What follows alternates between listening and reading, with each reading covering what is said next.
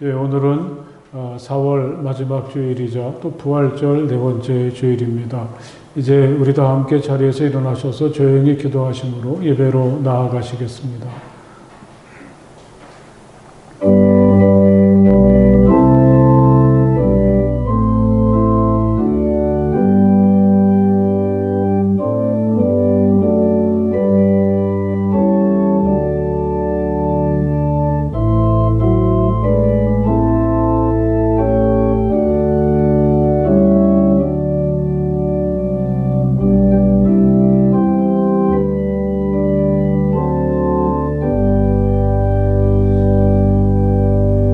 너희 모든 나라들아 주님을 찬송하며 너희 모든 백성들아 그를 칭송하여라. 우리에게 행하신 주님의 인자하심이 크고 주님의 진실하심은 영원하다. 할렐루야. 아멘.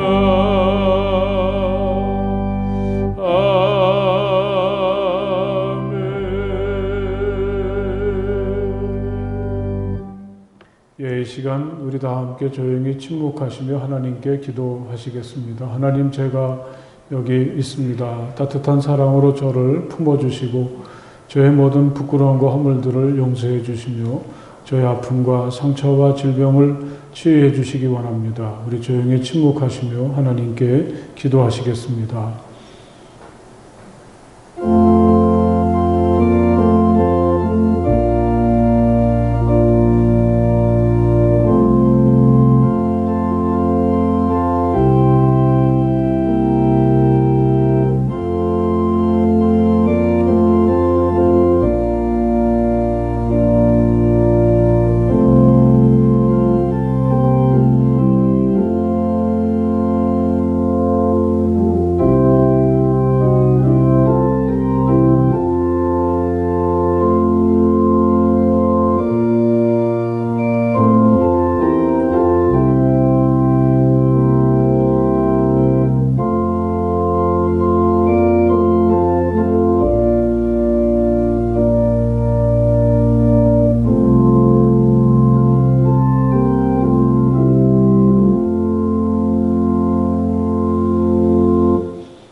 주님께서 당신들에게 복을 주시고 당신들을 지켜주시며 주님께서 당신들을 밝은 얼굴로 대하시고 당신들에게 은혜를 베푸시며 주님께서 당신들을 고이 보시어서 당신들에게 평화를 주시기를 빕니다. 아멘.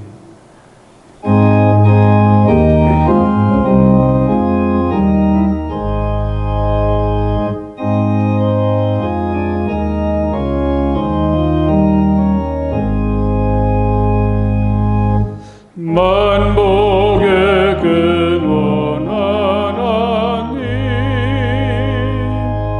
온 백성 찬송 드리고 저 천사여 찬송하세 찬송 성부 성자 성령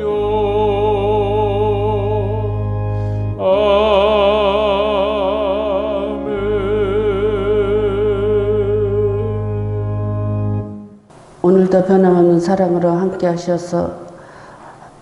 하시는 하나님 아버지, 세상에 많고 많은 사람들 중에 저희들을 주님의 자녀로 삼아주시고 오늘도 구별되게 하셔서 세상에 속해 있지 않게 하시고 주님 전으로 발걸음을 인도하여 주시니 참으로 감사를 드립니다. 이 시간 예배를 통하여 저희들의 부족함을 깨닫게 하시고 하나님의 놀라운 은혜를 경험하고 돌아갈 수 있는 귀한 시간 되게 하여 주시옵소서. 사랑과 은혜가 충만하신 아버지 하나님, 저희들에게 지혜를 주시어서 하나님의 뜻이 무엇인지 잘 분별하게 하시고 늘 옳은 일에 최선을 다하게 하시고 그리스도의 향기를 드러내는 삶이 되기를 간절히 바라옵고 원하옵나이다. 날마다 저희들의 삶 속에 주님이 개입하여 주셔서 어려운 가운데서도 작은 감사를 통하여서 황무지가 옥토가 되는 귀한 역사가 있게 하여 주시옵시고 성함의 가정들마다 하는 일이 다 형통하게 하시고 자녀들이 하나님 말씀 안에서 잘 성장하게 하시어서 기쁨과 감사가 넘치는 복된 가정들이 다 되게 하여 주시옵기만을 간절히 바라옵고 원하옵나이다. 이 시간 말씀 전하실 목사님에 함께하여 주시어서 늘 주님의 장중에 붙잡아 주시고 건강으로 지켜주셔서 피곤치 않게 하시고 이 시간 능력의 말씀으로 선포될 때에 아멘으로 화답하는 저희들 다 되게 하여 주시옵기만을 간절히 바라옵고 원하오며 이 모든 말씀 예수 그리스도 이름 받들어 감사하며 기도드리옵나이다. 아멘.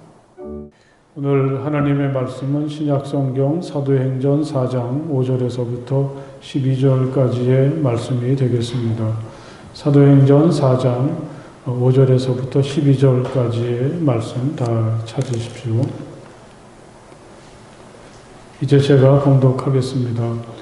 이튿날 유대의 지도자들과 장로들과 율법학자들이 예루살렘에 모였는데 대제사장 안나스를 비롯해서 가야바와 요한과 알렉산더와 그 밖에 대제사장의 가문에 속한 사람들이 모두 참석하였다.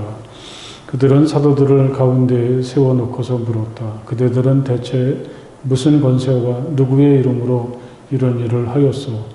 그때 베드로가 성령이 충만하여 그들에게 말하였다.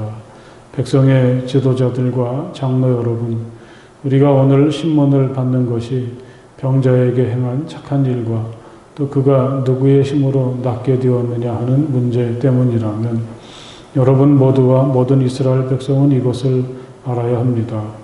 이 사람이 성한 몸으로 여러분 앞에 서게 된 것은 여러분이 십자가에 못 박아 죽였으나 하나님이 죽은 사람들 가운데서 살리신 나사렛 예수 그리스도의 이름을 힘입어서 된 것입니다. 이 예수는 너희들 집 짓는 사람들에게는 버림받은 돌이지만 집 모퉁이의 머릿돌이 되신 분입니다. 이 예수밖에는 다른 아무에게도 구원은 없습니다. 사람들에게 주신 이름 가운데 우리가 의지하여 구원을 얻어야 할 이름은 하늘 아래에 이 이름밖에 다른 이름이 없습니다. 아멘. 복잡하고 소란했던 한 주간을 보내고 다시 하나님 앞에 선 우리 모두에게 하늘의 은혜와 복이 충만하시기를 간절히 바랍니다. 우리 이곳에서 또 가정에서 예배드리는 모든 분들이 서로를 반갑게 축복해 주셨으면 좋겠습니다. 하늘의 은혜와 복이 충만하십시오. 그렇게 인사 한번 해보십시오. 저는 지난주 초에 강원도 산골에 가서 며칠을 보내었습니다. 거기서도 봄이 활짝 피었으리라고 생각을 했는데 그게 아니었습니다. 높은 산으로 접어들수록 아직 새싹도 올라오지 않았고 산은 겨울의 모습 그대로였습니다. 이제 막 진달래가 피어나고 있었습니다. 이곳은 봄이 무르익어서 여름으로 가고 있는데 이 좁은 나라에도 아직 봄이 오지 않았거나 이제 막 시작하는 곳도 있다는 게 새삼스럽게 느껴졌습니다. 이 봄을 생각해 보면 우리가 몸으로 보고 느끼는 자연의 봄도 있지만 우리 마음의 봄도 있지 않겠습니까? 헬만 헤세는 우리의 삶에서 봄이 가지는 의미를 이렇게 표현했습니다. 어느 소년, 소녀들이나 알고 있다. 봄이 말하는 것을 살아라, 자라나라, 피어라, 희망하라, 사랑하라, 기뻐하라, 새싹을 움트게 하라, 몸을 던져 두려워하지 마라. 겨울은 우리를 움츠러들게 하지만 봄은 우리에게 다시 살아나게 하고 생명을 향해 뻗어나는 시간이라고 그는 말합니다. 어쩌면 우리가 누리는 진정한 봄이란 몸으로 느끼는 봄이 아니라 마음으로 느끼는 봄이 아니겠습니까? 날씨가 포근해지고 주변에서 꽃이 피고 실록이 돋아나는 시간이기도 하지만 봄은 생명이고 자라나는 것이고 희망하는 것이죠. 이 봄의 생명의 대열에 나도 함께 참여하고 또 과감하게 겁없이 뛰어들려고 할 때 그걸 우리는 진정한 봄이라고 하겠습니다.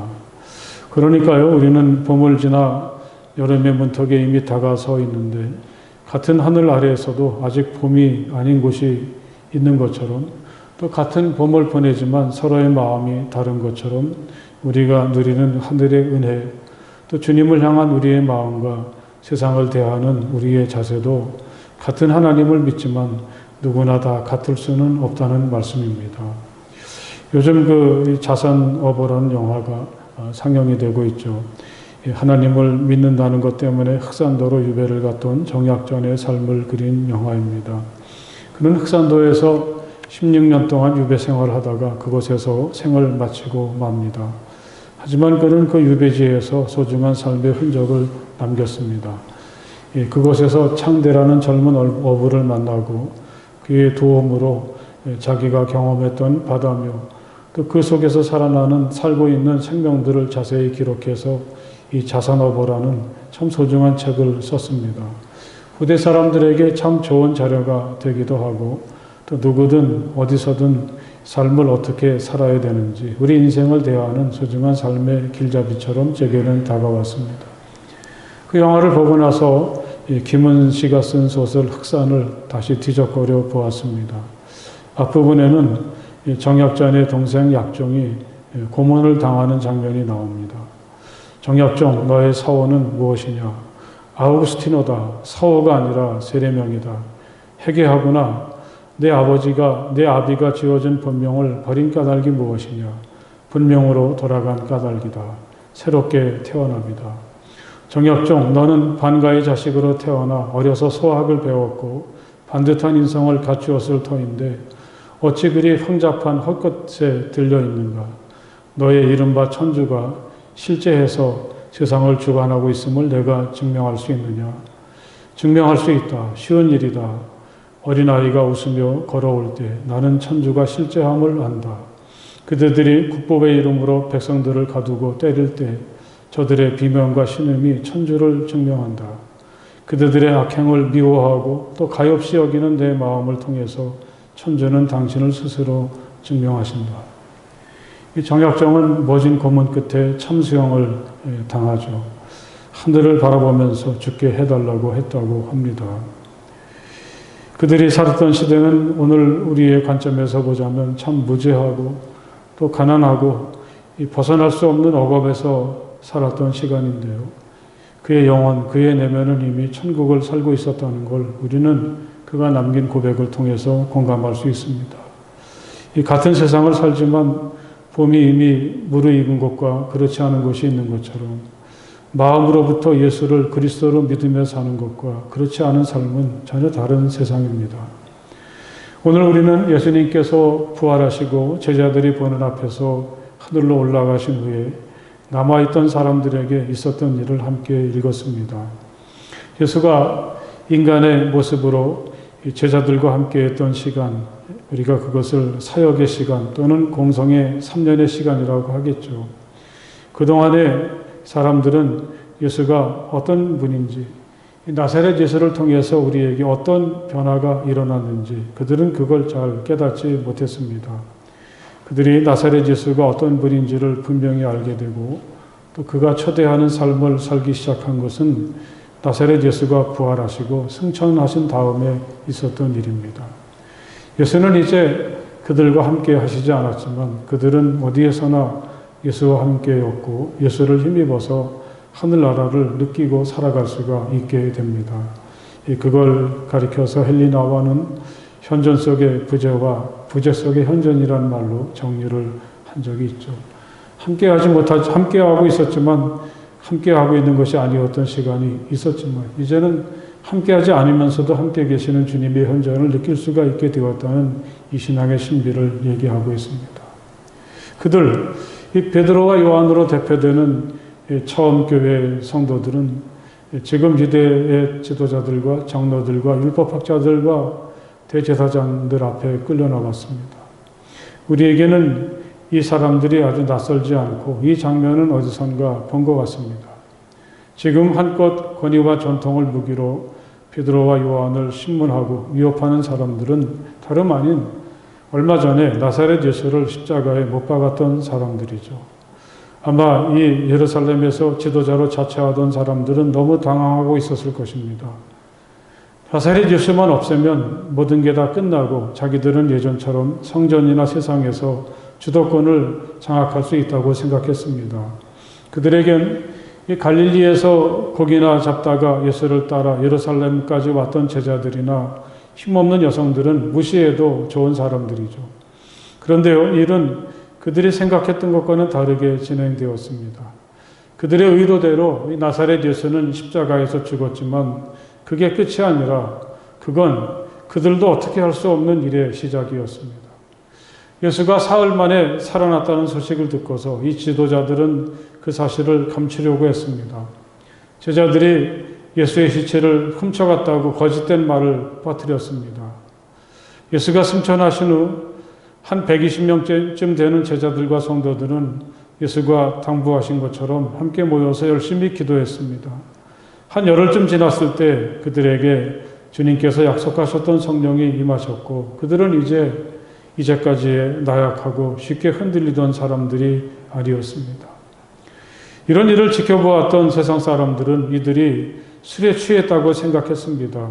하지만 성도들은 성령의 오심을 통해서 진정한 세상, 하나님의 나라가 시작되었다는 것을 감지했습니다. 여러분, 이건 참으로 중요한 일이 아닐 수가 없습니다. 성도들은 열정에 사로잡혔고 이제껏 한 번도 할 수 없었던 말들을 하기 시작을 했습니다. 그때 이렇게 술에 취했다고 이상하게 바라보던 주변 사람들을 향해서 베드로가 담대하게 자기들에게 일어난 일을 설명했습니다. 간단히 말하면 이제 우리가 그토록 기다리던 하나님의 나라가 시작이 되었다는 말씀이죠. 나사렛 예수의 오심, 그의 십자가와 부활이 하늘나라의 시작을 알리는 소식이었다면 오순절에 임하신 성령님은 이제 세상이 바뀌었다는 것, 우리가 기다리던 그 세상이 우리 가운데 임하고 있다는 분명한 증거라고 베드로는 말하였습니다. 자, 그런 와중에서 이 초대교회 성도들은 자기들도 놀랄만한 일을 경험하게 되었습니다. 베드로와 요한은 평소처럼 오후 3시에 기도하러 예루살렘 성전으로 올라가고 있었습니다. 그 길에 나면서부터 걷지 못하던 사람을 보게 된 거죠. 이 사람은 날마다 성전으로 드나드는 미문, 아름다운 문의 곁에 사람들이 그를 들여다 놓으면 그는 거기 앉아서 하루 종일 성전을 드나드는 사람들을 상대로 구걸을 합니다. 아마 성전에 자주 드나드는 사람들을 치고 이 사람을 모를 수가 없었을 것입니다. 그런데 그날 베드로와 요한이 그를 일으켜 세운 것입니다. 우리가 잘 아는 말씀 있지 않습니까? 은과 금은 내게 없으나 내게 있는 것을 그대에게 주니 나사렛 예수 그리스도의 이름으로 일어나 걸으시오. 베드로가 이렇게 말하면서 그의 손을 붙잡아 일으켜 세웠더니 그는 일어나게 되었고 자기 힘으로 걷기도 하고 뛰기도 하고 성전에 들어가서 하나님을 찬양하게 되었습니다. 이 일이 다른 것도 아니고 예루살렘 성전으로 들어가는 문 앞에서 일어났다는 말씀입니다. 이제까지 오랜 전통을 가진 예루살렘 성전과 그곳에 분주하게 드나드는 사람들은 이 사람을 일으켜 세울 수는 없었습니다. 그가 성전에 들어가서 마음껏 하나님을 찬양하고 예배드릴 수 있게까지는 할 수가 없었습니다. 그들은 단지 성전 문턱에까지만 데려왔을 뿐이고 그가 굶주리고 또 죽지 않도록 필요한 것만 자선을 통해서 베풀어 주었던 거죠. 어제도 그 전날도 오늘도 그는 걷지 못하는 사람일 뿐이었습니다. 그런데 바로 오늘 이 놀라운 일이 일어나게 되었습니다. 정말 그에게 필요한 일, 꼭 있어야 할 일이 예수의 이름으로 오늘 일어나게 되었다는 말씀입니다. 그건 그가 이제 자기 힘으로 걸을 수가 있게 되었다는 거죠. 항상 성전 문턱에 머물던 그가 이제 성전에 들어가서 마음껏 하나님을 찬양하게 되었습니다. 오랜 전통을 자랑하던 유대교가 또 예루살렘 성전이 하지 못했던 일을 나사렛 예수의 이름을 믿고 의지했던 이 베드로와 요한은 이루어 내었다는 말씀입니다. 나사렛 예수, 그는 이제 사람들의 곁에 남아있지 않지만 지금도 그가 살아계심을 믿고 그의 이름을 부르고 그의 능력을 의지하는 사람들 속에서 나사렛 예수는 지금도 일하고 계시고 살아계시고 그 능력을 드러내신다는 사실을 분명히 보여주는 사건이죠. 사람들은 모두 깜짝 놀랐습니다. 자기들이 성전을 드나들며 보았던 그 사람, 한 번도 걷지 못했던 사람, 항상 성전 문턱까지밖에는 올 수 없었던 그 사람이 걷게 되고 뛰게 되고 자기들처럼 성전에 들어와서 소리 높여 하나님을 찬양하고 있습니다. 그 일을 행한 사람들이 바로 베드로와 요한이라는 것을 알았을 때 그들은 하나둘 그 앞으로 모여들었습니다. 베드로는 그들을 향해서 이 일이 자기가 한 일처럼 보이지만 사실은 십자가에서 살아나신 예수 그리스도께서 일으키신 일이라고 이야기합니다. 그런데 바로 이 예수의 이름이 여러분이 지금 보고 있고 잘 알고 있는 이 사람을 낫게 하였으니 이것은 그의 이름을 믿는 믿음을 힘입어서 된 것입니다. 예수로 말미암은 그 믿음이 이 사람을 여러분 앞에서 이렇게 완전히 성하게 한 것입니다. 이렇게 말하면서 지금 있는 여러분들도 만약에 마음을 돌이켜서 주님 앞에 돌아오기만 하면 하나님의 구원이 당신들에게 임하게 될 것이라고 선포합니다. 그러므로 여러분은 회개하고 돌아와서 죄 씻음을 받으십시오. 그러면 주님께로부터 편히 쉴 때가 올 것이며 주님께서는 여러분을 위해서 미리 정하신 그리스도이신 예수를 보내실 것입니다. 할렐루야. 그날 이렇게 베드로가 하는 일을 보고 그의 증언을 듣게 된 많은 사람들 중에서 예수를 영접한 사람들, 예수를 믿게 된 사람들이 남자만 5,000명이나 되었다고 성경은 이야기합니다. 바로 그날 이 베드로와 요한은 성전의 경비대와 사두개파 사람들에게 붙잡히게 되었던 거죠. 당시 예루살렘 성전은 사두개파 사람들 선악이 있었는데 그들은 부활을 믿지 않았습니다. 그래서 부활을 이야기하는 베드로와 요한을 감옥에 가두었습니다. 이 두 사람은 갇힌 채로 하룻밤을 보낸 다음에 유대의 지도자들과 장로들, 율법학자들과 대제사장 앞으로 불려나갑니다. 말씀드렸던 것처럼 바로 이 사람들이 예수를 십자가에 못 박는 일에 앞장섰던 사람들입니다. 지금 베드로와 요한이 서 있는 이 자리는 예수가 겟세마네에서 붙잡히신 다음에 대제사장 가야바의 집들에서 있었던 재판을 생각나게 하는 장면입니다. 아마 베드로도 그때를 생각했을 것 같아요. 당시 베드로는 얼마나 무서웠습니까? 원래 숨어 들어가서 멀리서 예수님의 재판을 지켜보다가 어이없게도 예수를 나는 모릅니다. 그렇게 3번씩이나 부인하지 않았습니까? 그런데 오늘의 베드로는 다릅니다. 예수가 계시지 않은데도 말이죠. 그대들은 대체 무슨 권세와 누구의 이름으로 이런 일을 하였소? 그들은 베드로에게 이렇게 물었습니다. 그들은 자기들이 이렇게 물으면 자기들이 가진 권위와 전통으로 슬그머니 예수의 추종자들, 갈릴리에서 찾아온 어부들을 겁주면 이 사람들은 겁에 질려서 그저 굴복하고 잘못했다고 말할 것이다. 그렇게 생각을 했습니다. 그래서 권위와 전통을 내세웠는데 베드로는 당당하게 이들에게 맞서고 있습니다. 우리가 오늘 신문 받는 것이 병자에게 행한 착한 일과 또 그가 누구의 힘으로 낫게 되었느냐 하는 문제 때문이라면 그들은 이렇게 그들의 아픈 부분을 건드리죠. 나면서부터 걷지 못했던 사람, 날마다 성전 문 곁에서 구걸하던 그 사람을 그들이 자랑하는 권위와 전통은 고칠 수가 없었는데 이제 그가 걷게 되었습니다. 이제 그는 하나님 앞에 나가서 하나님을 찬양하기도 하고 자기 힘으로 정말 사는 것처럼 살게 되었는데 당신들이 내세우는 전통이나 권위보다 더 중요한 게 있다면 이렇게 이 사람이 일으켜 세워지게 되었고 걷게 된 새로운 삶을 살게 된 것이 아니냐. 이런 질문을 이 베드로는 제기하고 있는 거죠. 여기에 대해서 예루살렘 지도자들은 아무 말도 할 수가 없었습니다. 여러분 모두와 모든 이스라엘 백성은 알아야 합니다.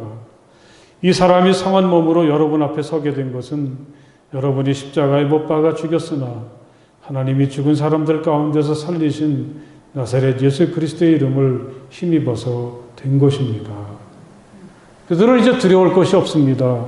그를 일으켜 세움, 그를 진정으로 사람답게 살게 하신 분이 바로 나사렛 예수라고 말합니다. 나사렛 예수를 그리스도라고 우리를 구원하시는 메시아라고 분명히 이야기했습니다. 이 예수는 너희들 집 짓는 사람들에게는 버림받은 돌이지만 집 모퉁이의 머릿돌이 되신 분입니다. 이 예수에겐 정말 놀라운 반전이 숨어 있지 않습니까?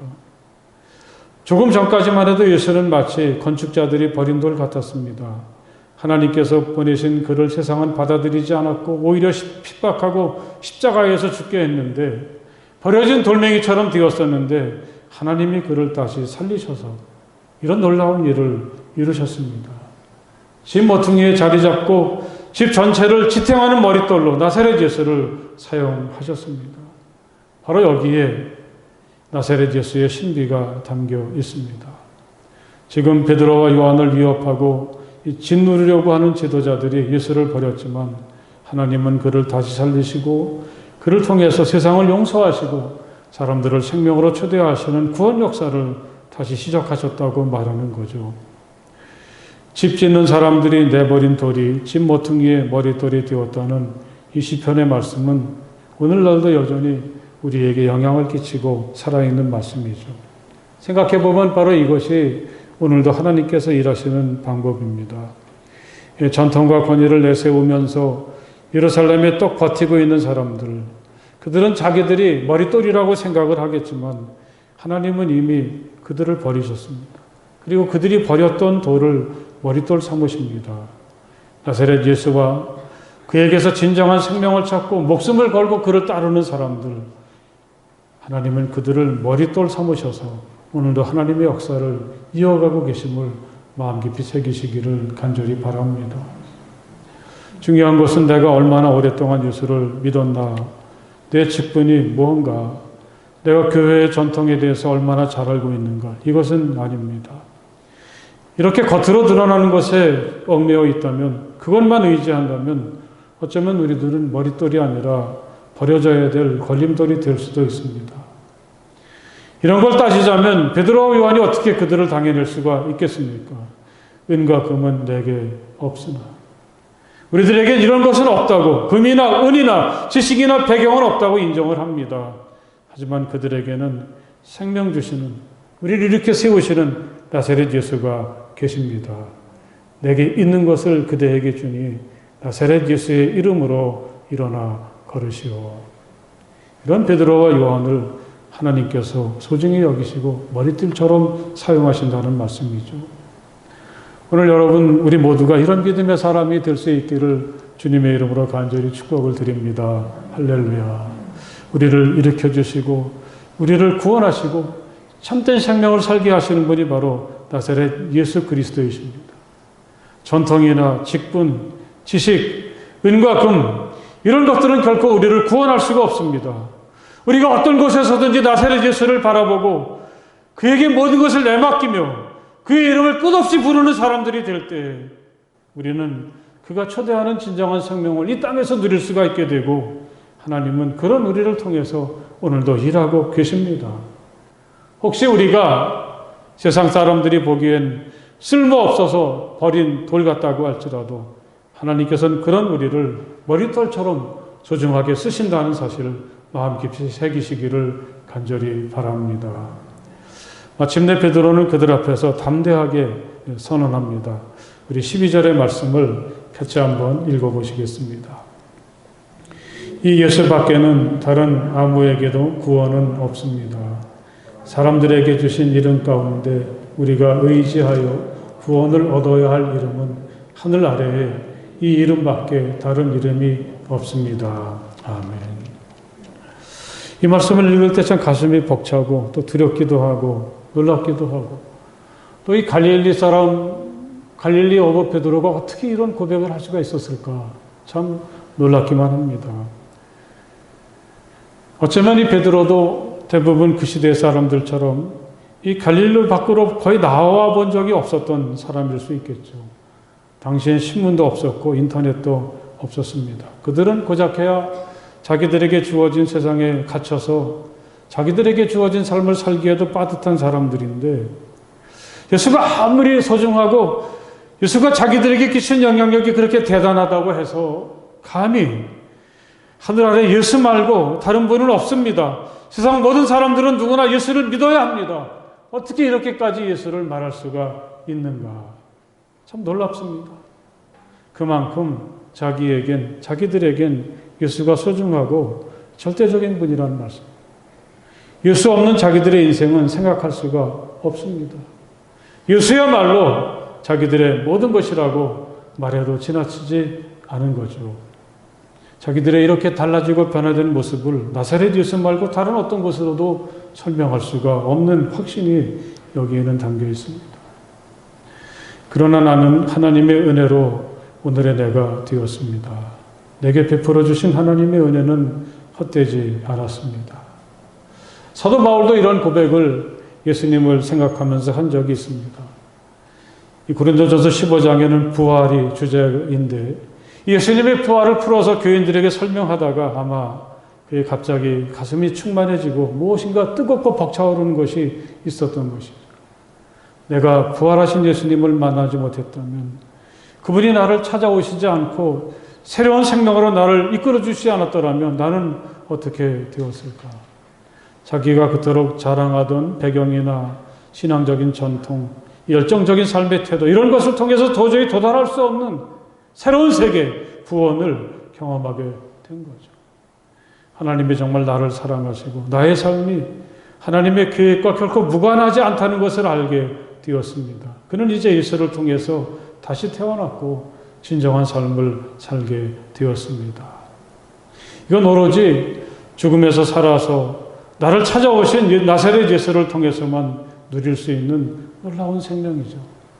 나는 오로지 예수님의 은혜 덕택이 지금도 살아가고 있습니다. 그렇게 고백을 하고 있습니다. 여러분 한번 여기서 자신을 돌아보고 생각해 보십시오. 내게 있어서 예수는 어떤 분이십니까? 이 나사렛 예수를 통해서 내가 경험한 하나님의 은혜는 어떤 것입니까? 그들은 감히 우리에게 이야기하죠. 이 나사렛 예수를 통해서 새로운 세상이 시작되었고 내 운명은 달라지게 되었고 나도 새롭게 되었다. 살아나게 되었다. 그 어떤 것으로도 채울 수 없는 충만한 하나님의 사랑에서 하나님의 거룩한 목적을 이루어드리는 진정한 삶을 살게 되었다고 그들은 자랑스럽게 고백하고 있습니다.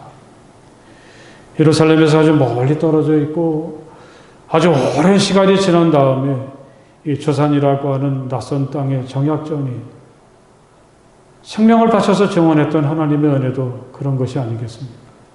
그는 나사렛 예수를 통해서 하나님을 경험했습니다. 언제 어디서든지 하나님의 넘치는 사랑 안에서 정말 사는 것처럼 살게 되었다고 생명을 바쳐서 고백을 합니다. 사랑하는 여러분, 오늘도 예수님은 여전히 우리 가운데 계십니다. 우리를 다시 이렇게 세워주시고 우리에게 새로운 생명을 주십니다. 사랑하는 여러분, 날마다 예수님의 이름을 부르며 예수님의 이름을 힘입어서 행복하고 멋진 삶을 살아가는 우리 모두가 될 수 있기를 주님의 이름으로 간절히 축복을 드립니다. 할렐루야. 우리 기도하시겠습니다. 하나님, 우리가 예수님의 모습을 눈으로 볼 수 없고 또 손으로 만질 수 없지만 우리가 어떤 곳에서든지 어떤 모습으로든지 예수의 이름을 부르게 될 때 주님의 능력이 우리 가운데 임하게 되고 우리는 주님이 초대하시는 신비하고 새로운 삶을 살게 되는 줄 믿습니다. 아무것도 아닌 사람 같지만 우리가 주님을 의지하고 생각하고 부를 때마다 우리에게 다가오시고 우리와 함께 하시는 주님을 기억하며 오늘도 주님의 이름을 부르며 우리를 일으켜 세워주시는 주님의 능력을 힘입어서 힘차게 살아나가는 우리가 되게 하여 주시옵소서. 예수님 이름으로 간절히 기도드렸사옵나이다. 아멘.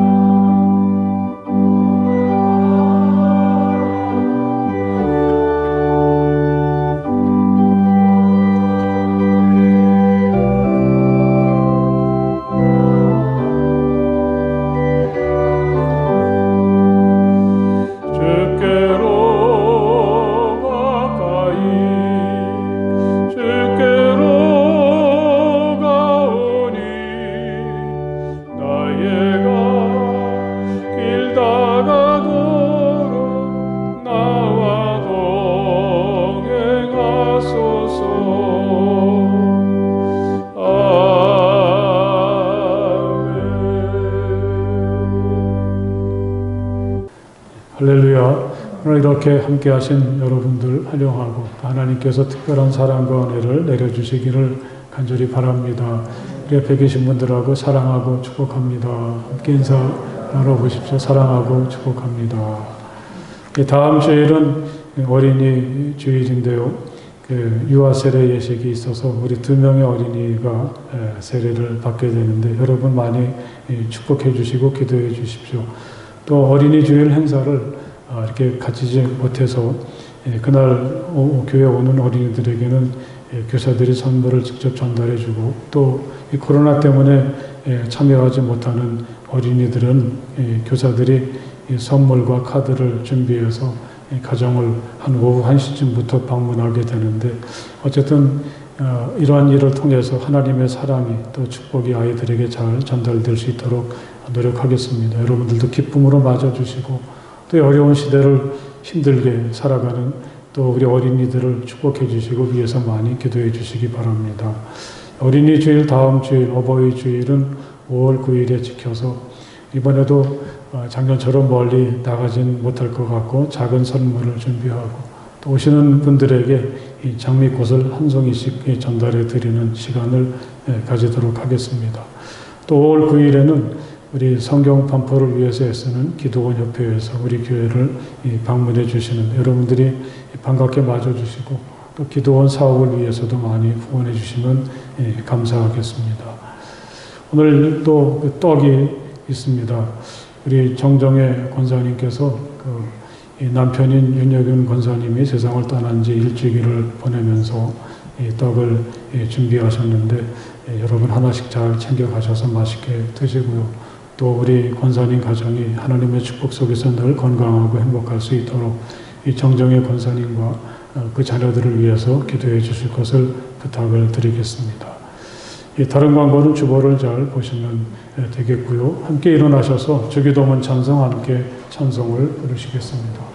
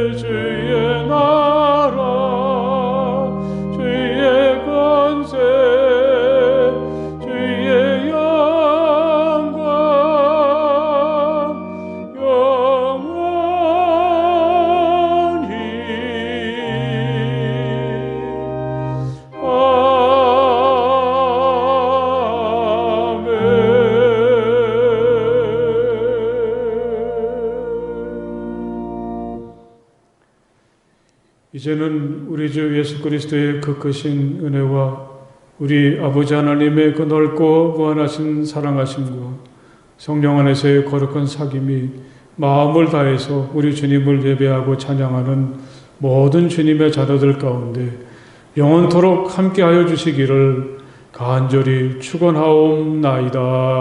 아멘.